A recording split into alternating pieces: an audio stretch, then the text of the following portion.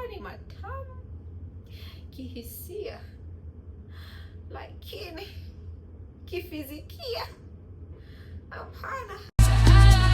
Ninainuka.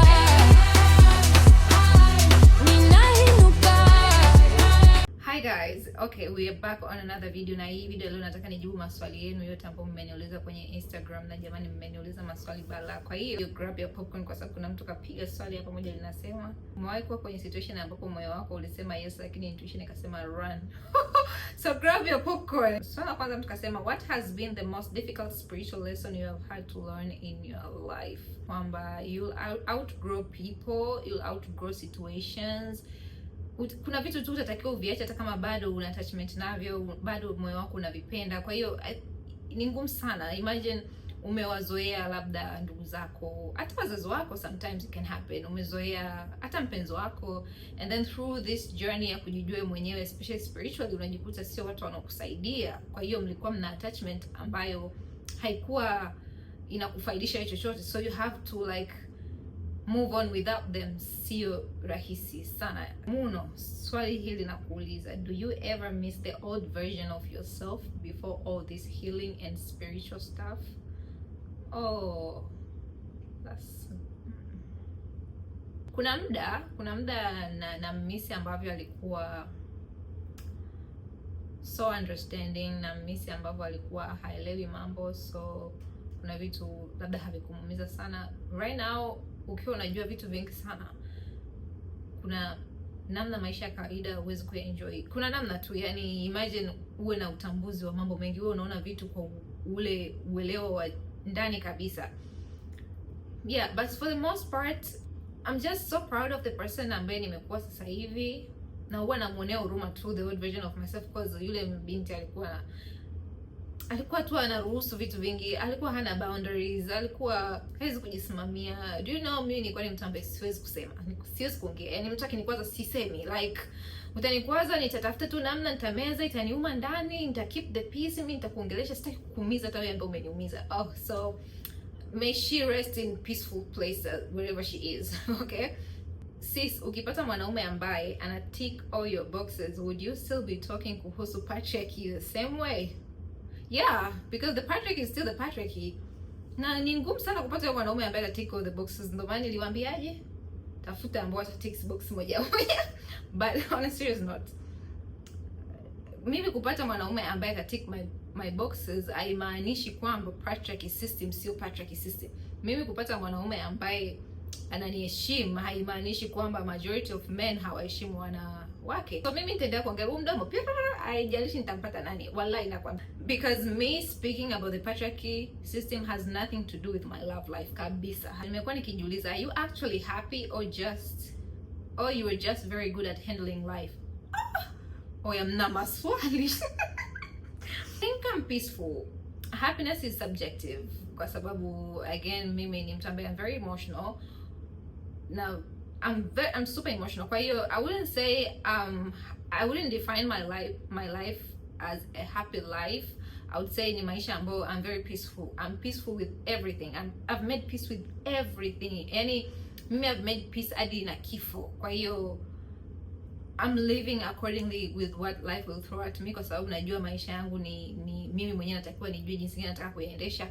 Kwa hiyo yeah, I'm not and also I'm not good at handling life. I'm just learning through my own experiences. Mimi mwenyewe nikikosea najifunza kwenye makosa yangu. Mimi niko accountable na kila kinachoenda kwenye maisha yangu. Hata kama nilimruhusu huyo mtu akaniumiza, I take accountability kwamba what part did I play kwenye hiyo situation nzima. You know? What's one thing kuhusu wewe that people will never guess kama wakikuona online? Mimi ni mvivu. In a good way. Mimi nikitaka jambo langu ninalifanya faster. Alafu for the most part mimi ni mvivu. I just want to be left alone. Like sipendi mtu anisumbue, sipendi kupewa eka, sipendi kazi. I just want to stay on my space the way I want it. Kwa hiyo mimi kwenye maisha yangu ya kila siku nina watu wa kila kitu. Nina mtu akunifanyia hivi, na mtu akunifanyia hivi, na mtu akunifanyia hivi. Na nikija kuwa huyo millionaire, nitapata hadi mtu yani muda huu naongea hivi ananikana miguu. Mimi sio mchapakazi at all. Like Muno, be honest. Have you ever looked at your life and you thought, yo, sijui hata nafanya nini? All the time. All the time. I swear to God. Like, mtu atoke sasa hivi aniulize, Muno, unafanya nini Malaysia? Niko Malaysia sasa hivi, Kuala Lumpur. I don't know. All the time, man. I don't know. Mimi nafanya vitu, na kwa sababu nimeshanisha kwamba the more nafanya, it always works out for me. So I keep on doing it. So, I don't know, most of the time. Sometimes naweza kana nasema, mimi naongea nini? Lakini siwezi acha kuongea kwa sababu calling yangu inataka niendelee kuongea. Have you ever felt like spirituality like could cost friendships and relationships? Yeah. Yes, yeah. Oh, yeah. Yes.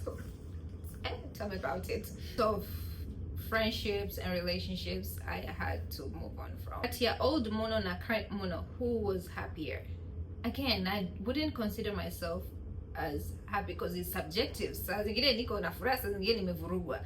So I would say the current Muno is so much at peace kwa sababu anajua jinsi ya kucheza na reality. Anajua tu hapa najisikia hivi, ngoja nifanye hivi niwe hivi. Yani sasa hivi ni kama vile ni engineer, yani na engineer maisha yangu. So I wouldn't consider Muno was happier because most of the time she was really depressed. She was really like out of alignment. So yeah, I still wish her the best though.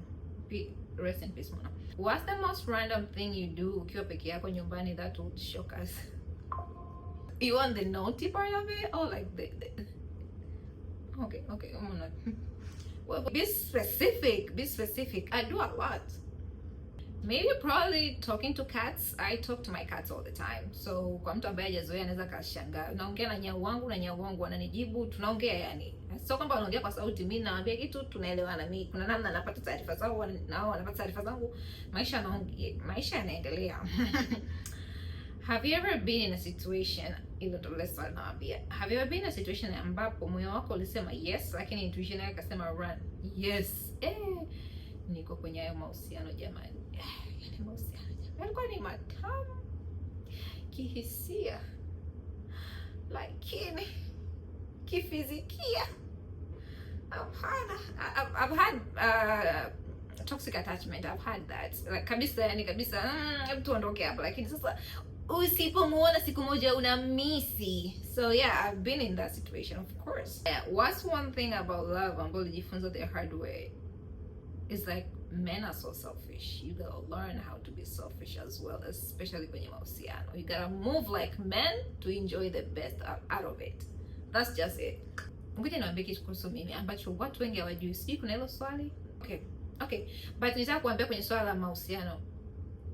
I think niki reflect kwenye maisha yangu, I haven't moved like a woman ambayo iko condition ever in my life. Like nikijifikiria the things ambazo wanaume huwa wanafanya wanawake ndo the things ambazo mimi huwa nafanya kwa wanaume. Do it make sense? Like vile vitu ambavyo wanawake huwa wanafunzwa kuvumilia, mimi ndo ninamfunza mwanaume avumilie. Nikifikiria naona I thought everybody is doing this. I used to be very toxic in a sense of, I'll give you an option. If you don't like the way I handle this situation, if you don't like the way I act in this relationship, go. And for the most parts they don't go. They never leave. So yeah, that's 20. Muno, what's the biggest misconception people have about you? I think you guys, I guess sasa hivi nahisi the more I put those contents out there, the more mnapobadilisha huo mtazamo. Labda last year mlikuwa mnaniona ni mtu ambaye I'm so warm. Of course I am. I'm so loving. I'm so all that. Of course I am. For the most part, if you come across me, experience yangu ya kwanza utani experience mimi vizuri sana. Utani experience mtu ambaye I give as much as I can. I'm a Pisces, of course. But I think people don't understand upande mwingine wa samaki. Huo upande watu kila mara nikiuonesha bwana, Muno kumbe uko hivi. Yo, don't try that. So the more sasa hivi ninavyoonyesha the side of me kutokana na vitu tofauti ndo watu wanatambua, so we thought we were just all love and light. No, I'm not. Yani utachagua wewe, mimi ninakupa kile unachotaka. Utakapokuja kutaka nikupe mapenzi, nitakupa mapenzi mpaka utachanganyikiwa. I can love you to death. Utachizi, uje kupendwa hivyo. Ukitaka nikuonyeshe shege, just like this. Also mimi ni mtu ambaye sometimes I love ugomvi kabisa. Sometimes it fuels me. yani saa zingine marafiki zangu wa karibu waulizeni, mimi nimenunua ugomvi wao sana. Yani nikisikia fulani kakufanyaje, niachie hiyo kesi, kaa pembeni. Okay, this is a good question. If your mom, another question, if your mom, best friend and ex wakikaa pamoja, what's that one thing that all agree kuhusu wewe? Yani mama yangu, rafiki yangu na ex wangu wakikaa wote, okay, I think one thing watasema kwamba Muno waga anafanya kile ambacho anajisikia ndani yeye afanye. Yani mimi naweza nikaamka asubuhi nikamwambia, you know what guys, I'm leaving tomorrow, nasafiri tomorrow, naenda. I always follow nachojisikia ndani all the time. Kwa hiyo pia watakubaliana kwamba mimi ni mtu ambaye ninapotea. Mimi ninapotea guys. Yani unaweza ukaniona wiki nzima ghafla kanipigia simu, mimi sipo, sijui nitarudi lini, pia sijui. I always find my way kind of like to be alone. Sasa sijui kwenye ndoa, ndio mimi nasema Mungu wangu ndoa itakuwaje. Hivi huyo atakayenioa nimwambie kwamba unajua mimi kuna muda huwa nataka nipotee, nikae peke yangu. Wewe ukarudishwa kwenu, siku hiyo utapigwa makofi Muno. Wewe sijui sasa itakuwaje. Mungu nipe wa kufanana naye. Hilo ni chaguo lako. Anyways, what's one opinion you have ambayo unaogopa kusema online because watu wataanza kukupiga mawe? A lot. One opinion? Nitakadi kuisema hapa sasa hivi. Unajua nini? Mimi niko kwenye my Saturn return na hapa call langu linafunguka. The things ambazo naweza nisiongee sasa hivi, guess what? Next year, mark this video, next year nitakuwa naongea mimi, mtakuwa mnanifuata kuniniga na mtu anikuta sinimwambia mimi ninapotea. If social media disappeared kesho, who would Muno be? Muno would be somewhere in maybe Tokyo huko anacheza na Wachina. One thing about me, I have a life going on. Like social media yenyewe I post to, like most of the time I'm enjoying my life in real life. Kama hapa sasa hivi nataka tumeweza kushoot video, nafunga nashuka huko. I mean in the middle of nowhere. Nobody knows about me. Nobody cares about me. Nobody gives a fuck about me. Nobody, yani hata nifanye nini, nobody cares. Nashuka naenda kula mishikaki ya wa Malay huko. Kwa hiyo hata wakifunga kwa social media, I'll rest assured I'll be somewhere dancing with strangers, trusting strangers, like I'll be doing some crazy shit. Lini utaandika kitabu cha masuala ya kiroho kwa ukuaji wa mtu binafsi? I'm not sure, kwa sababu nimesema mimi nafanya vitu ambavyo napata mwongozo ndani. If I were to write a book, trust me, ningekuwa nishaandika, kwa sababu mimi ni mwandishi mzuri. Yani ukiuliza watu ambao wamesoma na mimi, talent yangu kubwa ninaandika, ni mtunzi mzuri. Yani nikisema nikae chini kuandikia kitu, you'll fall in love with it. Lakini to think kwamba mimi nina talent hiyo na sija transform hicho kuingia kwenye kitabu, I think it's more of the right timing. And hata ningesema nitengeneze kitabu last year or 2 years ago, sidhani kama ningekeep the best of me. So you'll see if I'll get the alignment and I get that calling. Nitatengeneza kitabu na you'll fall in love with it. Why you left Bali mama? Bali imenifunza kitu kimoja. Mimi I am not of a simple life. Mimi ni materialistic bala. Nitapostia video. Hiyo ni video ina story yake. Like, what's your level of education and where did you study? Mimi nimesoma, sasa nimesoma na degree mwenzenu. Msika na hivi na degree ya human resources. Msiwe napigisha mdomo. Msiwe nawafundisha jinsi ya kufungua chakra. Msiwe nawafanyia mambo mnaniita mganga mkazani sijasoma. Mimi nina degree bana. Where did I study? Nimesoma TAA. How can I be successful as you were? Limo, Eric. Okay, first of all, if you are looking success, if you are defining success kwa kuniangalia, maybe you should revisit that.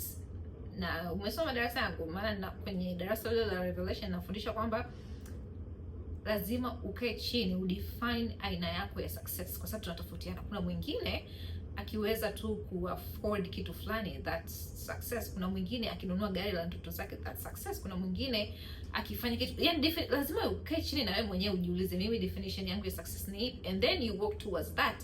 Lakini ukiwa hauna definition utakuwa unaumiza kichwa. Ukiona huyu ana mafanikio haya, unahamisha labda mafanikio ni yako hivi. Ukiona mtu kanunua gari, labda mafanikio ni kuwa na gari. Ukiona mtu amejenga nyumba, labda mafanikio ni kujenga nyumba. Lakini ukijijua, unagundua kwamba hata ukimwona mtu ana nyumba, of course utafurahia, lakini haikupi pressure because you don't define success as you are. Kuna mwingine success yake ni kuzunguka tu dunia. Huyo wa hivyo ukimweka chini ukamwambia, wewe lini unajenga, atakushangaa, najengaje mimi wakati mimi ni global citizen. You understand? So you should really get to know your definition of success and then work towards that.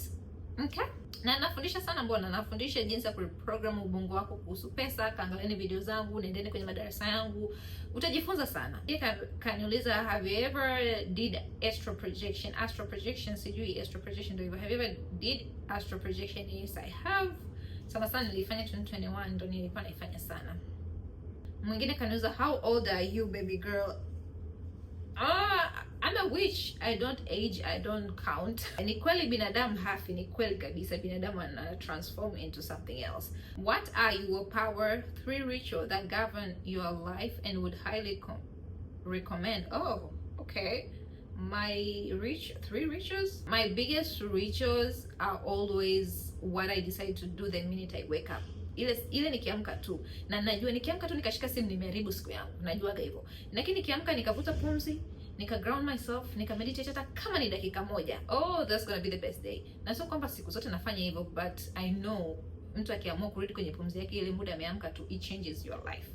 So umesema 3, I think 1 ni how you do your mornings, the first thing you do when you wake up. The second thing is, should be the first one. Oh my God, you should be the definition of love. Yani mtu akija ku experience wewe ule upande ambao tunasema Mungu yuko hivi, sijui Mungu mtu yani wewe ndio essence ya Mungu, ile akiku experience. Simaanishi kwamba hauna upande wako mbaya, hapana, lakini embody ule upande wa Mungu ambao kila mtu ana experience. Na nikisema sio kila mtu, kila kitu, wawe watu, wawe wanyama, wawe viumbe, unakuwa unatoa mapenzi katika kila kitu, una huruma na kila kitu until mtu akufanyie otherwise. That's when you switch. Ukiweza kubeba ile essence ya uungu ndani yako, utajikuta kila kitu kinajivuta kwako kwa urahisi. Utajikuta hata vita zako wewe huhangaiki. Yani mtu anakufanyia ubaya, wewe huhangaiki, kwa sababu you know what, kila mtu ulimpa mapenzi genuinely. Inapotokea kwenye vita, kuna nguvu zingine zitabeba vita zako pale ambapo wewe huna habari. So I would say beba essence ya Mungu, lakini pia usisahau kuswitch pale ambapo mtu atakufanyia ubaya. Usisahau, usiwe tu all good, all beautiful, all loving, mtu akikufanyia, act accordingly. So that's the biggest ritual you can always do. Give love, send love to everything. Pay attention on your surroundings. Ukiona mnyama amepita, so wa kwanza kumpiga. So no, don't do that. Acha kila kiumbe ulimwenguni ki-experience mapenzi kupitia wewe, ki-experience safety kupitia wewe, kijue kabisa nitateswa sehemu fulani, lakini nikifika kwa Muno atanipokea. Sio lazima nipe kila kitu, lakini uwepo wa Muno atanisaidia, atanitetea, sina haja hata kukupa ya 3. That's your biggest. Before uchome mishumaa, before uoge chumvi, before ufanye kitu yoyote. How did you silence the fear from religion? Did you just turn it off? No. Honestly, this is a very good question. Sikuamka tu na ku silence. It's something ambayo I'm still working on it. Ukienda kuangalia video zangu za zamani, nilikuwa hata na hofu ya kuongelea dini kwa namna hiyo, kwa sababu I come from a very religious background. Kwa hiyo mimi bado part of me still doesn't want to come fully. Yani I'm still learning, even though sasa hivi niko naji-embrace sana, sio kama 2 years back or 3 years back. Kwa hiyo I didn't just turn it off, I worked on it, I embraced it, I questioned. Kwenye swala la dini mimi nimeuliza sana, sio lazima nimeulize mtu kwa sababu people don't have the question. I ask God directly. Yani hiyo nguvu kuu ya Mungu ambayo tunaitafuta nje ndio naiuliza, nairudi ndani nauliza, Mungu ni nani? Mungu ni nini? Sio hata ni nani, nikisema nani tunamkosea. Mungu ni nini? Yani so by questioning religion unakuja kugundua vitu vingi ni labda tumelishwa matango pole, labda waliotufundisha nao hawajui, labda na wao waliowafundisha hawajui. So kila mtu anafundisha dini kutokana na vile ambavyo amekaririshwa, but the more you look into it, the more you understand deeper. Na mimi huwa nasema mtu ambaye ataisoma dini sana, sio from a point of being performative ili watu wakuone kwamba una dini, ile ukienda kabisa kasema mimi nataka nimsome Mungu wa kwenye vitabu, I'm telling you, huchukui round, utaiacha hiyo dini. Because if you go deeper to search, unagundua Mungu hayupo kwenye vitabu. Mungu sio hivyo. Yaani ukisema uende ukamsome Mungu kwenye vitabu, utaiacha dini, utakuwa atheist. I'm saying atafuta watu ambao wameachana na dini, watu ambao walikuwa wana dini sana, kwa sababu walitafuta dini kiukweli, walikuwa wanamtafuta Mungu kiukweli, lakini katika kumtafuta wanagundua something is not right from the teaching, from everything. So the more you keep questioning, the more you dig deeper, the more you understand things, the more na wewe mwenyewe unakuwa in tune with yourself, is how utaweza kuondoka na hizo hofu. Lakini simaanishi katika hiyo process it's gonna be beautiful. No, kuna muda utajikwesa, utasema mimi ninakufuru. Lakini the beauty of it ni kwamba there's no going back. The minute ukiona ukweli, there's no going back. There's no going back. Afu mimi nimesoma dini nyinyi. Mimi nimesoma dini sana. Mimi nimehifadhi Qur'an hapa. Ndio maana nasema the more you dig deeper kwenye dini, kwenye vitabu, the more you detach from it. Watu ambao wako obsessed na dini hawajamtafuta Mungu kwenye vitabu. Wallahi, wengi wanakuwa ni kwa ajili ya performance, waonekane wana dini, waonekane watu wema, wakati behind the scene wanafanya hivi. Lakini the real issue kiambia kabisa, hebu msome Mungu kabisa, hawatoboi, kwa sababu wanaogopa hata kuuliza maswali, wanaogopa kuongea ukweli, wanaogopa. Kwa hiyo wanaona tu wafunike, wafanye tu performance, wafanye tu vile vitu ambavyo jamii itawaambia huyu ana dini jamani, mke mwema, mtu wa Mungu, that's it. But the reality hawezi kuiface. So nimeongea sana hiyo topic. I feel better.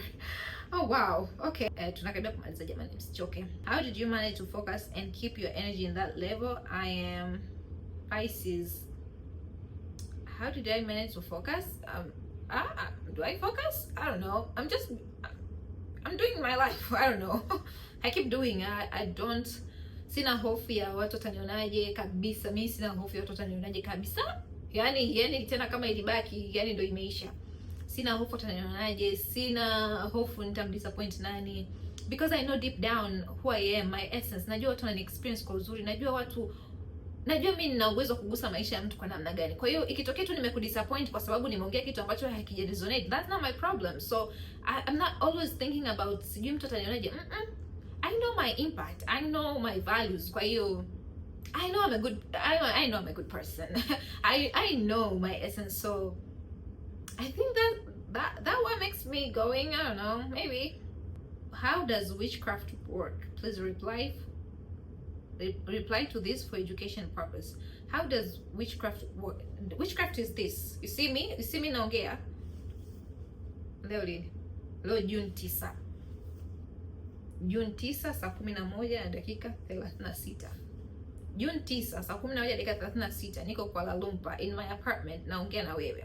Guess what? Nitaipost hii video, utaiona na utanisikiza kama vile tuko sehemu moja. Utakuwa unaona kama vile tuko sehemu moja. Utashare timeline na mimi ambao mimi tayari nishaondoka. Mimi nitapost muda ambao siongei, siko live. Kwa hiyo utashare timeline na mimi ambao sipo. That's witchcraft. That's energy craft. Uko kwenye energy ambayo haipo hapo. Utaambiwa ni technology, but that's witchcraft. Got it? Okay. Sim, that's witchcraft. Everything you see is witchcraft. Sasa sijui kwa nini watu wanapenda kushame. Wewe unaroga wewe. I don't know, maybe they don't understand nini maana ya witchcraft. It's just manipulation of energy. Na sisemi kwamba hamna urogaji mbaya, sisemi, kwa sababu kila kitu kina pande mbili. Kuna watu wanaroga mtu mwingine afanye madhara. Kama unaona mtu mmoja anaweza kufanya kitu ili mwingine apate madhara, imagine ukifanya aina hiyo ya hicho kitu kwa ajili ya manufaa yako. You see? Ndio mimi huwa nasema msifanye masiara na mchawi. Ukikutana na mchawi ambaye anaweza kumgeuza mtu kuwa kichaa, usicheze naye, because imagine mtu ana uwezo wa kumfanya mwingine awe kichaa. Just imagine, that's power. That's manipulation of energy. Sasa ukiweza kuistudy na kuelewa watu wanaweza kufanya hivyo, ukabadilisha, instead ya kumfanya mtu awe kichaa, ukaweza kuibadilisha hiyo energy kwa manufaa yako, that's how ndo wazungu wanafanya, and then wanasema ni technology. Umeelewa Haya, wewe uliwezaje kuishi maisha ambayo you feel like mimi natamani ila wazazi wananiona? Na hisi imejibu swali ambalo linaendana kwamba mimi naishi tu. Don't care watu watanionaje, I don't care who will disappoint. It's not kwamba siwapendi, no, kwa sababu nimeshaamua kwamba haya ni maisha yangu. Nikikosea it's okay. And for the most part I'm not doing something crazy for the most part. Hata kama mtaniona hivyo, for the most part kila ninachokifanya kinanisaidia for the most part. Kwa hiyo ukiweza kuondokana na ile social condition, societal conditioning ya kwamba lazima uwe mtu bora, lazima usi disappoint, hiyo itakutesa. Lakini ukishaona kwamba mimi nimechoka kuperform kwamba kila siku mimi ndo mtoto mzuri, ndo dada mzuri, ndio mke mzuri, at the minute you stop that, you start living. There's freedom in being a disappointment. Mimi napenda ngozi yako, I really appreciate it. What do you use? Thank you. Mimi natumia bidhaa ziko Divine Organics, na kuwekea hapa. Divine Organics wana bidhaa nzuri sana. Matter of fact ndio biashara yangu ya kwanza niliyoifanya nilivyokuwa na ule mguu nilipopata ajali. Kwa hiyo it's my baby. That's my baby. Kwa tuna bidhaa ambazo ni organic, tuna sabuni, tuna mafuta ya mwili, tuna mafuta ya uso, tuna supplements. So go have mimi nataka package ambayo natumia Muno. Mimi natumia package ya Simos. Kwa tunatumia Simos mwani kutengeneza bidhaa za ngozi. How did you detach from religious teaching and remember who you are? Nadhani nimeshalijibu kama hilo. Before you were awakening, how was your journey? How did you feel? How did your parents feel? Before my awakening, I think nitapost video ya story yangu. So make sure you subscribe and weke notification, nitapost hiyo kuhusu kila kitu. Ili swali lina video yake kabisa. Hi, personally, I don't have a question, but I really admire you, girl. You're on fire. Thank you so much. What's one thing about you that would surprise most of your student followers? Na mkiniona nikiwa kwenye mahusiano, nakuaga kama kinyao. I'm always like a child. Do you see the version of me ambayo niko naongea when it comes to blah blah blah? Mimi nikiwa kwenye mapenzi na mwanaume ambaye ananielewa, ambaye anaweza kujua kabisa huyu mwanamke ni wa aina hii, na akaweza kunituliza, kwa sababu mimi sio rahisi kunituliza. Mimi sio rahisi kunituliza. Na ujuaji kwa huyu mwanaume ambaye anaweza kunituliza, yani ujuaji wangu mimi unaishia TikTok. Kwa mpenzi wangu mimi ni kama kinyao. Lakini huyu mwanaume mpaka aweze kunituliza. Imagine mpenzi wako anaingia mtandaoni anasema hiyo ndoa tuliyofundishwa ni ya kipumbavu. Of course I mean that. I do mean that. Lakini wewe imagine ndo mwanaume afu mpenzi wako ndo mimi. Unatakiwa uwe na level gani ya uelewa mpaka uelewe ninachokiongea? Sio ni dismiss, because you can never dismiss me. Unielewe kwamba mbona ninachokiongea ni point. Kwanza mimi mahusiano yangu hayawezi kuhusiana chochote na mambo ninaongea mtandaoni. Yani naongea mtandaoni is real. If you don't like it, you gotta go. And most times they don't want to leave. Anyways, ndio haya niwaambia, mniuliza na mmeniuliza. Thank you so much for watching this video. If you have any more questions, you can ask. Naweza nikatengeneza video aina hii tena. But thank you so much. I'll see you on another video and bye.